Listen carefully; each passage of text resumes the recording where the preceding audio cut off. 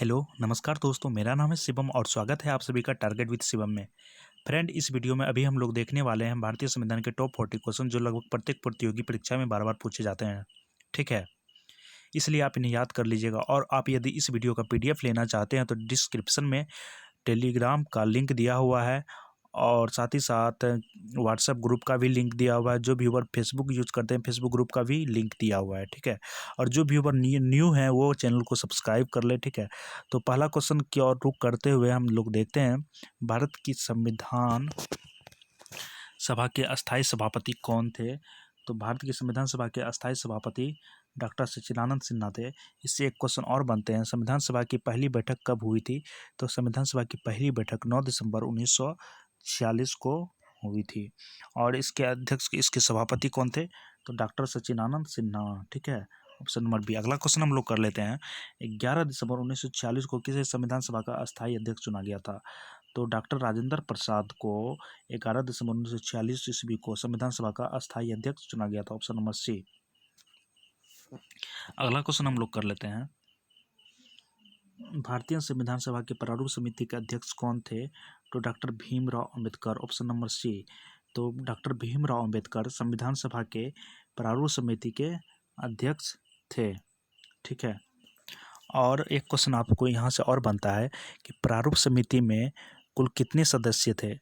तो प्रारूप समिति में अध्यक्ष सहित कुल 7 सदस्य थे। अगला क्वेश्चन हम लोग कर लेते हैं, भारतीय संविधान को कब अंगीकार किया गया था? अंगीकार मतलब अपनाया, मतलब भारतीय संविधान को कब अपनाया गया था, भारतीय संविधान को कब अंगीकार किया गया था? तो भारतीय संविधान को जो है अपनाया गया था 26 नवंबर 1949 को। 26 नवंबर 1949 को भारतीय संविधान को अंगीकार किया गया था। ठीक है? अगला क्वेश्चन हम लोग कर लेते हैं, और संविधान को लागू कब किया गया था? तो 26 जनवरी 1950 को लागू किया गया था और अपनाया गया था 26 नवंबर 1949 को। अगला क्वेश्चन देखते हैं, निम्नलिखित में से किस तिथि को भारतीय संविधान लागू किया गया था? तो 26 जनवरी 1950 को भारतीय संविधान को संपूर्ण रूप से पूरे भारत में लागू कर दिया गया था। ठीक है? अगला क्वेश्चन हम लोग कर लेते हैं प्यारे दोस्तों, भारतीय संविधान बनाने में कितना समय लगा था? तो भारतीय संविधान को बनाने में 2 साल 11 महीना 18 दिन। बहुत इंपॉर्टेंट क्वेश्चन है। ऑप्शन नंबर ए, भारतीय संविधान को बनाने में 2 साल 11 महीना 18 दिन लगा था। ठीक है? अगला क्वेश्चन देख लेते हैं, क्वेश्चन नंबर 7, भारत के संविधान सभा का संवैधानिक सलाहकार कौन था? तो इसका आंसर होगा सर बी.एन. राव, जो थे भारत के संविधान सभा का संवैधानिक सलाहकार थे। ठीक है? अगला क्वेश्चन हम लोग कर लेते हैं, विश्व का सबसे बड़ा लिखित एवं सर्वाधिक व्यापक संविधान किस देश का है? तो कहीं ना कहीं ये गर्व की बात है, भारत का है। Option number B, Bharat. Bharat के पास विश्व का सबसे बड़ा लिखित सर्वाधिक व्यापक संविधान है। ठीक है? अगला क्वेश्चन हम लोग कर लेते हैं, लिखित संविधान की अवधारणा सबसे पहले किस देश ने पेश की थी?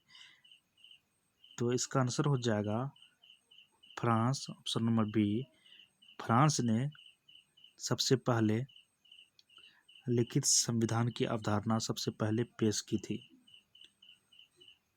तो पेश करना मतलब यानी कि सोच था फ्रांस का। और विश्व का प्रथम लिखित संविधान किस देश का है? एक क्वेश्चन यहाँ पे और बनता है, आपसे पूछा जाएगा। क्वेश्चन 2 टाइप के आते हैं। पहला क्वेश्चन है कि विश्व का प्रथम लिखित संविधान किस देश का है?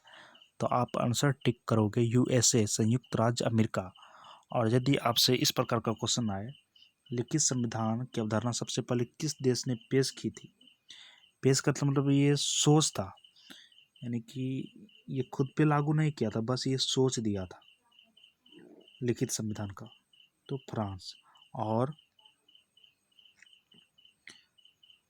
विश्व का प्रथम लिखित संविधान किस देश का है? तो संयुक्त राष्ट्र अमेरिका का। और सबसे बड़ा लिखित संविधान भारत का, और सबसे पहले पेश किया था फ्रांस ने। अगला क्वेश्चन देख लेते हैं हम लोग।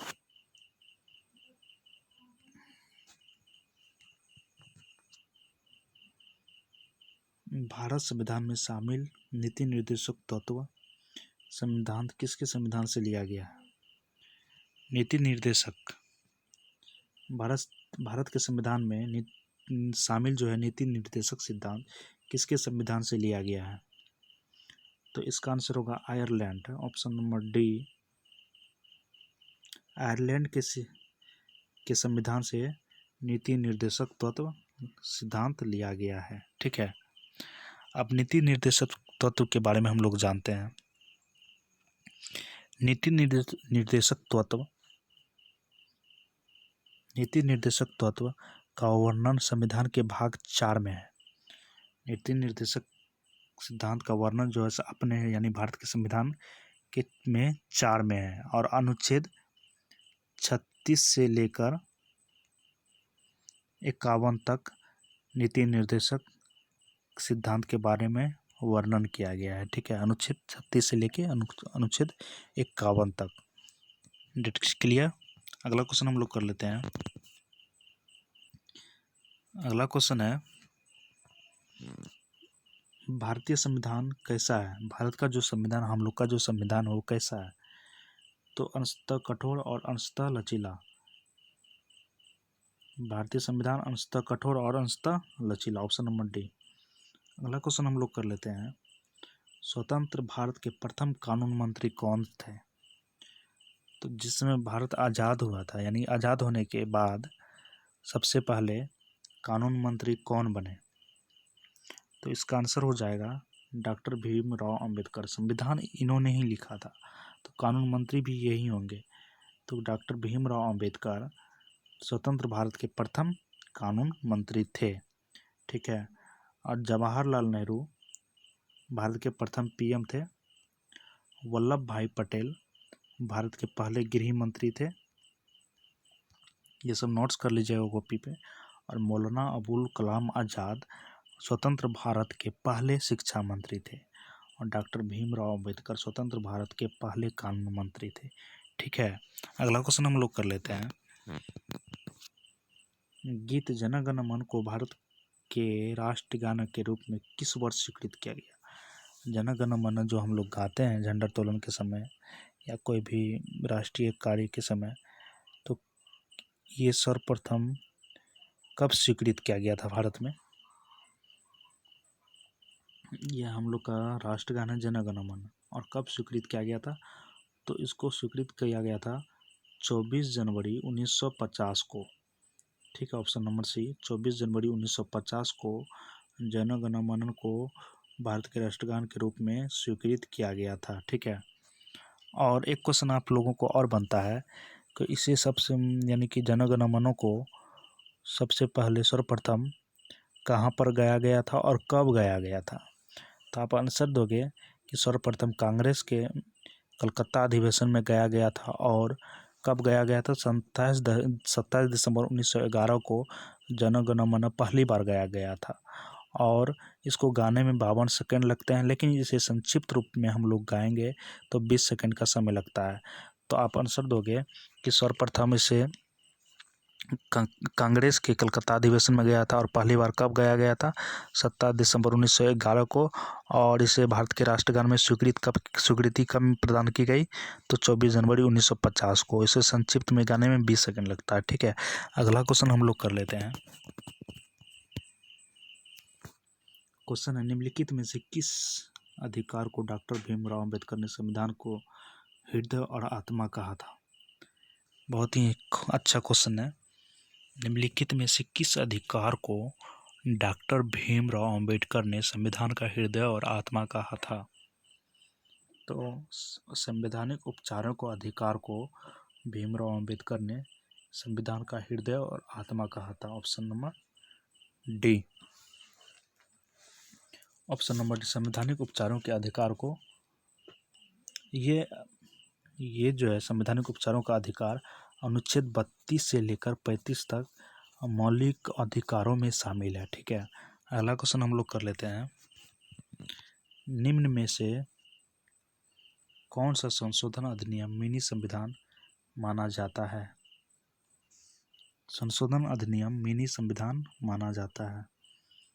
तो ऑप्शन नंबर 42वां संविधान संशोधन अधिनियम 1976 को मिनी संविधान माना जाता है। जब भी क्वेश्चन आए तो आप 42वां संविधान संशोधन अधिनियम 1976 को मिनी संविधान भी कहा गया, ऑप्शन नंबर सी।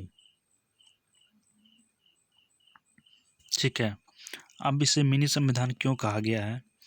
इससे इस संविधान संशोधन के तहत प्रस्तावना के साथ साथ संविधान के कई अनुच्छेदों में संशोधन किया गया है। जैसे संविधान की प्रस्तावना में समाजवादी, धर्मनिरपेक्षता एवं एकता और अखंडता आदि शब्द जोड़े गए थे। 42वां संविधान संशोधन में मौलिक कर्तव्यों को भी इसी में जोड़ा गया था। ठीक है, तो अगला क्वेश्चन हम लोग कर लेते हैं। निम्न में से कौन सा मौलिक अधिकार नहीं है? तो समानता का अधिकार, ये मौलिक अधिकार है। इसके बाद शोषण के विरुद्ध अधिकार, ये भी मौलिक अधिकार है। धार्मिक स्वतंत्रता का अधिकार, ये भी मौलिक। संपत्ति का अधिकार, ये जो है संपत्ति का अधिकार, ऑप्शन नंबर बी, ये मौलिक अधिकार नहीं है। ठीक है, ये मौलिक अधिकार, संपत्ति का अधिकार मौलिक अधिकार नहीं, ये पहले मौलिक अधिकार था, लेकिन 44वां संविधान संशोधन 1978 के तहत इसे मौलिक अधिकार से हटा दिया गया और ये संपत्ति का अधिकार जो है वर्तमान में ये कानूनी अधिकार बन गया है। इसे अनुच्छेद 300A में रखा गया है। ठीक है, तो अब ये मौलिक अधिकार नहीं है, ऑप्शन नंबर बी। अगला क्वेश्चन हम लोग कर लेते हैं। हमारे संविधान में न्यायिक पुनरावलोकन की अवधारणा किस देश के संविधान से ली गई है? तो इसका आंसर होगा USA, ऑप्शन नंबर बी, संयुक्त राष्ट्र अमेरिका। यानी कि संयुक्त राष्ट्र अमेरिका से न्यायिक पुनरावलोकन की अवधारणा ली गई है। ठीक है, अगला क्वेश्चन हम लोग देख लेते हैं। क्वेश्चन नंबर 18, भारतीय संविधान में मूलभूत अधिकार किस संविधान से लिए गए थे? मूलभूत अधिकार, यानी कि भारत के संविधान में मूलभूत अधिकार किस संविधान से लिए गए थे? तो ऑप्शन नंबर ए, अमेरिकी संविधान से भारत के संविधान में मूलभूत अधिकार लिए गए थे, ऑप्शन नंबर ए।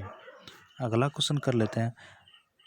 और ये मूलभूत अधिकार जो है मूल अधिकार को संविधान के भाग 3 में रखा गया है। ठीक है, ये जो मूलभूत अधिकार यानी मूल अधिकार, इसको संविधान के भाग 3 में रखा गया है।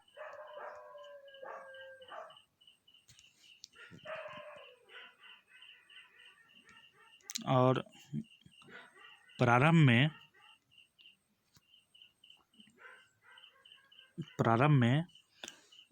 में 7 मौलिक अधिकार थे। ठीक है, वर्तमान में यानी कि अभी जो है 6 मौलिक अधिकार हैं। पहला है समानता का अधिकार, अनुच्छेद 14 से 18। दूसरा है स्वतंत्रता का अधिकार जो कि 19 से 22। और तीसरा है शोषण के विरुद्ध अधिकार, अनुच्छेद 23 से 24। और चौथा है धार्मिक स्वतंत्रता का अधिकार, अनुच्छेद 25 से 28। पाँचवा है संस्कृति तथा शिक्षा संबंधी अधिकार, अनुच्छेद 29 से 30। और छठा है जिसे भीमराव अंबेडकर ने हृदय और आत्मा का संवैधानिक उपचारों का अधिकार, जो कि अनुच्छेद 32 में है। ठीक है, तो आप लोगों को ये सब याद रखना है। अगला क्वेश्चन कर लेते हैं। किस संविधान के संशोधन के अंतर्गत मौलिक कर्तव्यों में शामिल किया गया? किस संविधान संशोधन के अंतर्गत मौलिक कर्तव्यों में शामिल किया गया? तो 42वां संविधान संशोधन 1976 के तहत मौलिक कर्तव्यों को शामिल किया गया, ऑप्शन नंबर बी। ठीक है, अब मौलिक कर्तव्य को मौलिक कर्तव्य इसे संविधान, ये मौलिक कर्तव्य जो है इसे संविधान के भाग 4 क के अनुच्छेद 51 क के तहत रखा गया है। मौलिक कर्तव्य जो है इसे रूस से लिया गया। मौलिक अधिकार को अमेरिका से लिया गया, मौलिक कर्तव्य को रूस से लिया गया, रूस के संविधान से। किसकी अनुशंसा पर भारत के संविधान में मौलिक कर्तव्य को जोड़ा गया? तो आपसे एक क्वेश्चन पूछा जाएगा, किसकी यानी कि किसके कहने पर मौलिक कर्तव्यों को भारत के संविधान में जोड़ा गया? तो सरदार सुवर्ण सिंह समिति के अनुशंसा पर। ठीक है, याद कर लीजिएगा और नोट्स बना लीजिएगा, बहुत इंपॉर्टेंट क्वेश्चन है। अगला क्वेश्चन कर लेते हैं। अस्पृश्यता यानी कि अनटचेबिलिटी का अंत संविधान के किस अनुच्छेद द्वारा किया गया है? तो अनुच्छेद नंबर 17 के अंतर्गत अनटचेबिलिटी का अंत किया गया है। Option number A. ठीक है, अब अनुच्छेद नंबर 24 में कहा गया है कि यह यानी कि बच्चों के शोषण से संबंधित है। यानी 17 जो है, 17 तो इतना समझ में आ गया कि इसमें जो है छुआछूत का अंत किया गया। अब अनुच्छेद 24 में जो है बच्चों के शोषण से संबंधित है। इसी अनुच्छेद के अनुसार 14 वर्ष से कम आयु के बच्चों को किसी कारखानों या अन्य किसी जोखिम भरे काम पर नियुक्त नहीं किया जा सकता, ऐसा अनुच्छेद 24 कहता है। अब 19A के बारे में जानते हैं। और अनुच्छेद 19A के अंतर्गत बोलने की स्वतंत्रता दी गई है और देश की स्वतंत्रता का भी वर्णन भी अनुच्छेद 19A में ही दी गई है। तो आपसे क्वेश्चन किया जाएगा कि किस अनुच्छेद के अंतर्गत देश की स्वतंत्रता दी गई है? तो अनुच्छेद 19A के। और किस अनुच्छेद के अंतर्गत बोलने की स्वतंत्रता दी गई है? तो अनुच्छेद 19A। ठीक है, अगला क्वेश्चन देख लेते हैं हम लोग।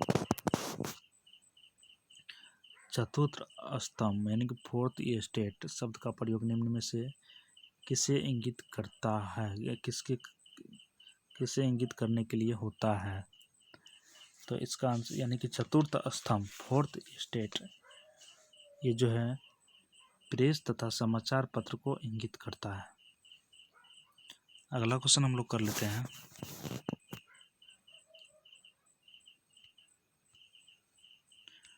और आप लोगों से अनुरोध है, जिस बच्चे का अच्छा यानी कि जो बच्चे अच्छा स्कोर कर रहे हैं वो कमेंट बॉक्स में ज़रूर कमेंट करें। भारतीय संविधान के किस अनुच्छेद में राज्य को ग्राम पंचायत के संगठन के निर्देश दिया गया है? बहुत ही अच्छा क्वेश्चन है। अनुच्छेद नंबर 40। अनुच्छेद नंबर 40 को भारतीय संविधान के यानी कि भारतीय संविधान के अनुच्छेद नंबर 40 में राज्य को ग्राम पंचायतें के संगठन के निर्देश दिया गया है। अगला क्वेश्चन कर लेते हैं हम लोग। देखिए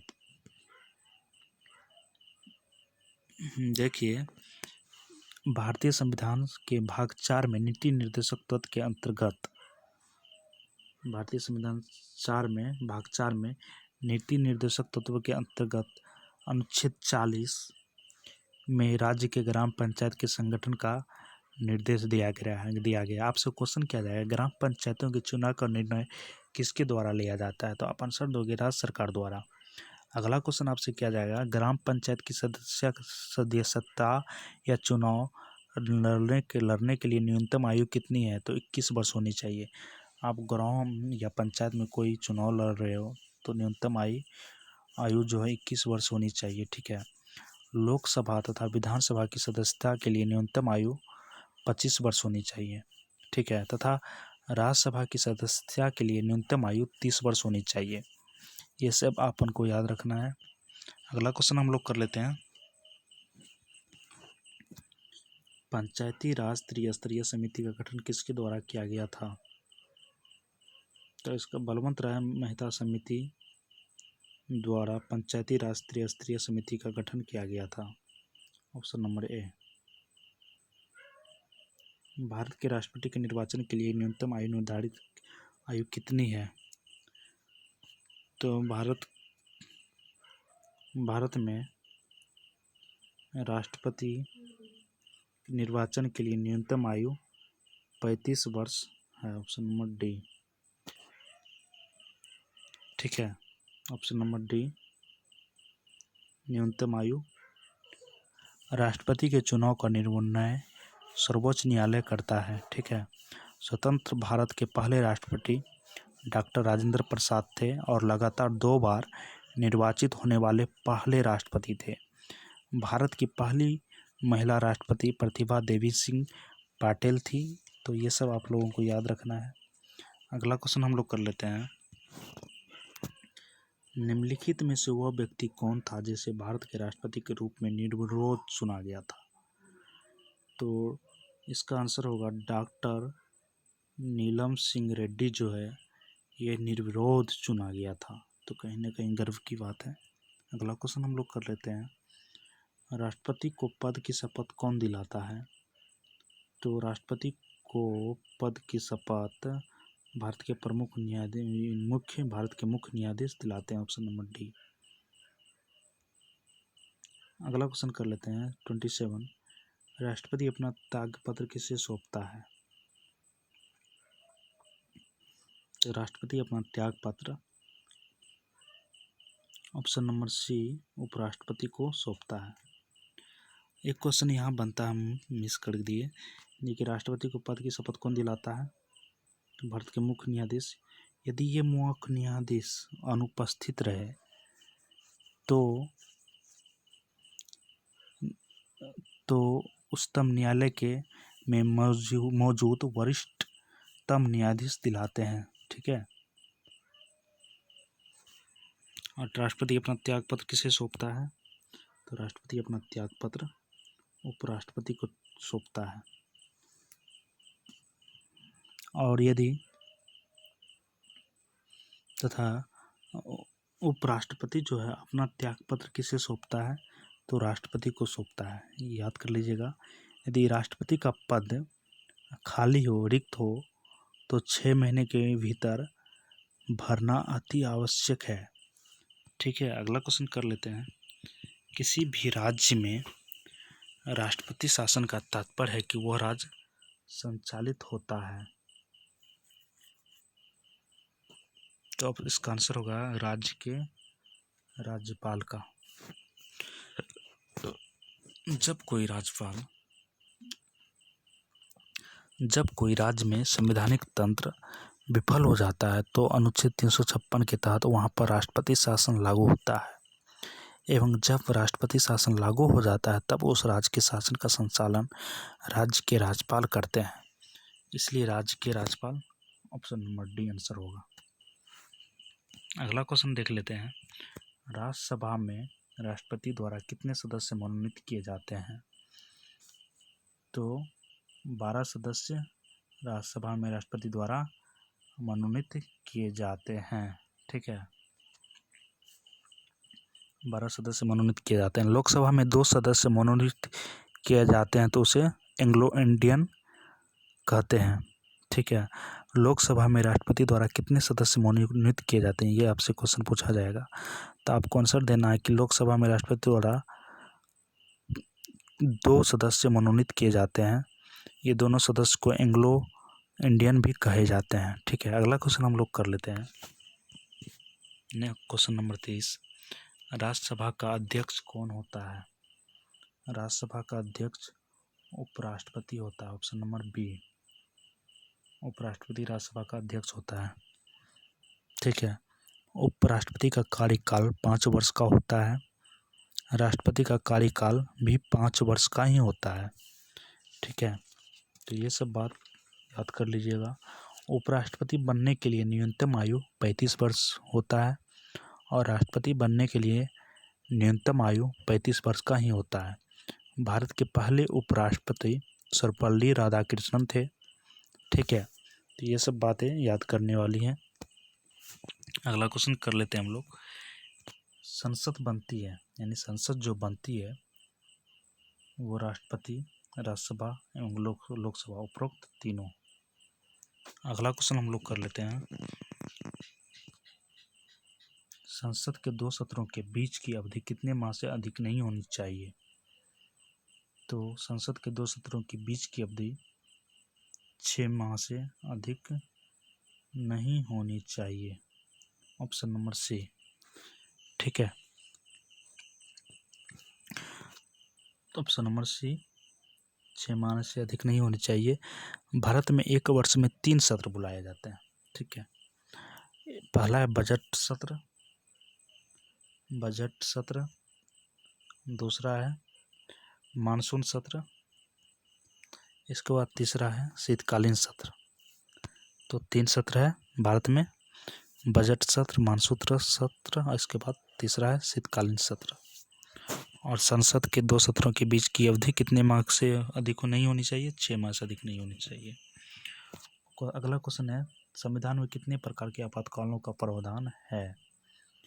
तो संविधान में कुल मिला के 3 प्रकार के आपातकालों का प्रावधान है। अब ये आपातकाल कौन कौन है? तो सबसे पहले हम ये जानते हैं कि अनुच्छेद नंबर 352 के तहत राष्ट्रीय आपातकाल पहला है। अनुच्छेद 352 के तहत राष्ट्रीय आपातकाल लिख लीजिए। दूसरा है अनुच्छेद 356 के तहत राज्यों में राष्ट्रपति शासन। तीसरा है अनुच्छेद 360 के तहत वित्तीय आपातकाल। भारत में अब तक 3 बार राष्ट्रीय आपातकाल लग चुका है। ठीक है, राष्ट्रीय आपातकाल अनुच्छेद नंबर 352, और जो कि भारत में 3 बार लग चुका है। और पहला राष्ट्रीय आपातकाल जो लगा था भारत और चीन के बीच, लिख लीजिए ये सब, 1962 में लगा था पहला राष्ट्रीय आपातकाल। अनुच्छेद नंबर 3 यानी कि पहला राष्ट्रीय आपातकाल 1962 में लगा था भारत और चीन के बीच। और दूसरा आपातकाल 1971 में भारत और पाकिस्तान के युद्ध के दौरान लगा था। तीसरा आपातकाल 1975 में आंतरिक अशांति के आधार पर लगे थे। ठीक है, तो ये सब बहुत इम्पोर्टेंट क्वेश्चन है, आपके एग्जाम में बनेंगे ही। अगला क्वेश्चन हम लोग कर लेते हैं, भारत में राष्ट्रपति अब तक कितनी बार वित्तीय आपात की घोषणा कर चुके हैं? तो भारत में राष्ट्रपति अब तक वित्तीय आपात की घोषणा एक बार भी नहीं करी है, मतलब कभी नहीं करी है। ऑप्शन नंबर डी, वित्तीय आपात अभी तक नहीं लगा है भारत में, शायद लगेगा भी नहीं। अगला क्वेश्चन हम लोग कर लेते हैं, कोई विधेयक धन विधेयक है या नहीं, इसका निर्णय कौन करता है? तो इसका निर्णय जो है लोकसभा अध्यक्ष करता है। Option number A. अगला क्वेश्चन हम लोग कर लेते हैं, लोकसभा निर्वाचन के लिए न्यूनतम आयु क्या है? तो लोकसभा निर्वाचन के लिए न्यूनतम आयु 25 वर्ष होनी चाहिए। संविधान की प्रस्तावना में धर्मनिरपेक्ष तथा समाजवादी शब्द की संविधान के संशोधन अंतर्गत जोड़ा गया था। तो 42वां संविधान संशोधन 1976। ठीक है, अगला क्वेश्चन हम लोग कर लेते हैं, क्वेश्चन नंबर 38, लोकसभा के प्रथम अध्यक्ष कौन थे? तो लोकसभा के प्रथम अध्यक्ष जीवी मंगल मावलंकर थे। ठीक है, भाषा के आधार पर गठित पहला राज्य कौन है? तो भाषा के आधार पर आंध्र प्रदेश है। ठीक है, देश के 29वें राज्य में तेलंगाना का गठन कब हुआ था? तो 2 जून 2014। तो आप लोग कमेंट बॉक्स में कमेंट अवश्य करें और शेयर भी करें, चैनल को सब्सक्राइब भी कर लें। Thanks for watching, take care.